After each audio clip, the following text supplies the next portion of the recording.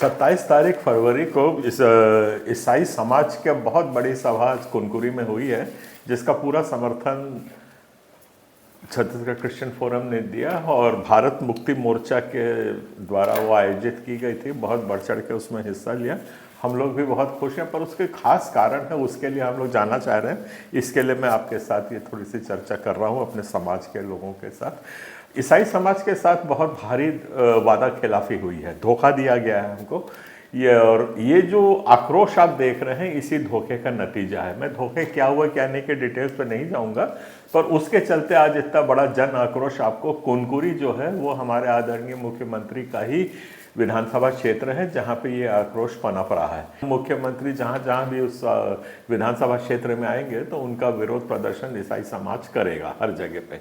तो ये एक अच्छा डेवलपमेंट नहीं है। हमें उम्मीद थी कि बहुत शांति के साथ विकास का रास्ता पकड़ा जाएगा, पर अभी आप देख रहे हैं धर्मांतरण के ऊपर बहुत बुरी तरह का बवाल मच रहा है। सब कहीं पे वो हंगामा किया जा रहा है। हमको हमारे संवैधानिक अधिकारों से छीन लिया गया है, मारा पीटी हो रही है, चर्चों में घुस रहे हैं, सरकार कोई संज्ञान नहीं ले रही है। ऊपर से आदरणीय मुख्यमंत्री धर्मांतरण का रट लगाए हुए हैं। ये सब को देखते हुए अब आज ईसाई समाज लामबंद होता जा रहा है और जगह जगह प्रदर्शन हो रहे हैं। और इस प्रदर्शन के चलते एक महासभा हम लोग रायपुर में बुलाए हैं। अप्रैल के पहले हफ्ते में रखी गई है। इसकी हमारी कोर कमेटी का गठन हो गया है और जिला कमेटियों को मैं निवेदन आग्रह कर रहा हूं यहां से कि वो लोग भी अपने इसी तर्ज पे वहां पर भी अपनी कोर कमेटी बनाएं और उनको एग्जीक्यूटिव कमेटी का नाम दिया जाएगा। जिला एग्जीक्यूटिव कमेटी कार्यकारिणी नाम दीजिए और उसमें जितने भी पास्टर्स फेलोशिप है उन सबको ऐड करिए। और जब तक हम लोग एकजुट होकर एक बहुत बड़ा प्रदर्शन नहीं करेंगे सरकार नहीं झुकेगी। हम लोग की जो यूनिटी थी, एकता थी, 2006 में हमने इसको हराया है। धर्मांतरण विधेयक यही सरकार 2006 में लाई थी, उसको रौंद दिया हम लोगों ने। ज़्यादा लंबी बात उसकी नहीं करूँगा। ये समय आ गया है, अगर आपको अपना समाज बताना है, अपने बच्चे बचाना है, अपना विश्वास बचाना है, अपनी रोजी रोटी बचानी है, अपना भारतीय नागरिक होने के दर्जे को आपको बरकरार रखना है, तो आपको इस महासभा में हिस्सा लेना पड़ेगा, अन्यथा आपके पास और कोई रास्ता नहीं है। हमारे सुधीर तिर्की जी जिला अध्यक्ष कुनकुरी के हैं, उनने भी बढ़ चढ़ के उसमें हिस्सा लिया है। और प्रत्येक छत्तीसगढ़ क्रिश्चियन फोरम को भी धन्यवाद दे रहा हूं, कुनकुरी के सदस्यों को, जिन लोगों ने जाकर के उस सभा को सफल बनाया है। दूसरा एक बहुत भारी मुद्दा यहाँ पे इस वक्त चल रहा है, जिसके लिए कल मैंने हरिभूमि चैनल में एक इंटरव्यू भी दिया हुआ है, और वो है कि बिलाईगढ़ में कि एक विधायक है कविता प्राण लहरे। कविता प्राण लहरे जी वहाँ पे विधायक चुन के आई हैं और विजेंद्र सिंह की धार्मिक सभा में वो सन 2022 में गई थी।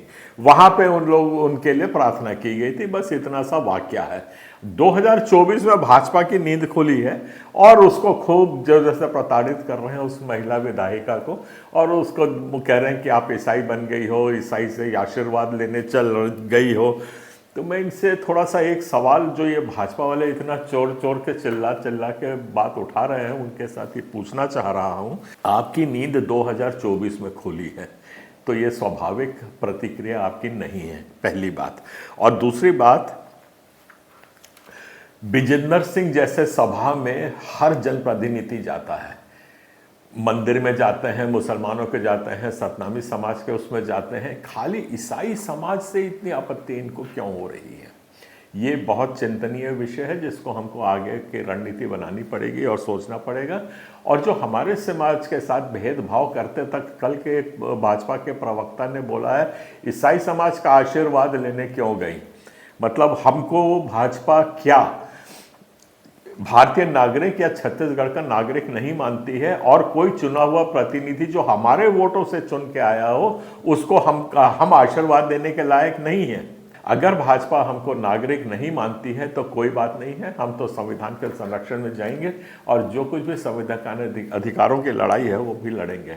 मैं इन भाजपा के जो प्रवक्ता जो कल बहुत जोर जोर से बोल रहे थे कि उनको गांव का आशीर्वाद लेना था, ईसाई समाज का आशीर्वाद लेने क्यों गए, वो इनको मैं थोड़ा सा याद दिलाना चाहता हूं और उनके द्वारा पूरी पार्टी को भी याद दिलाना चाहता हूं कि 3 सीट जो हमारे कांकेर केशकाल और चित्रकूट की है, सीधा सीधा ईसाई समाज ने भाजपा की झोली में रखा है।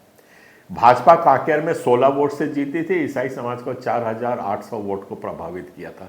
इसके आगे मुझे कहने की जरूरत नहीं है। एक आपराधिक प्रवृत्ति की महिला जो भिलाई में रहती है, जिसने हमारे पादरियों को मारा है, उसके साथ हमारे मुख्यमंत्री जी बड़े फोटो खिंचवा रहे हैं, फूल ले रहे हैं, और हमारे समाज को आज तक समय नहीं दिया गया है। ये बड़ा चिंतनीय विषय है। यहाँ तक कि हम क्रिसमस में उनको बधाई देने के लिए जाना चाह रहे थे, तो हमको तो खैर गेट पे ही रोक दिया। कुछ हमारे बिशप भी उसमें आए थे, जिसके कारण हमको तो आज तक मौका नहीं दिया गया है।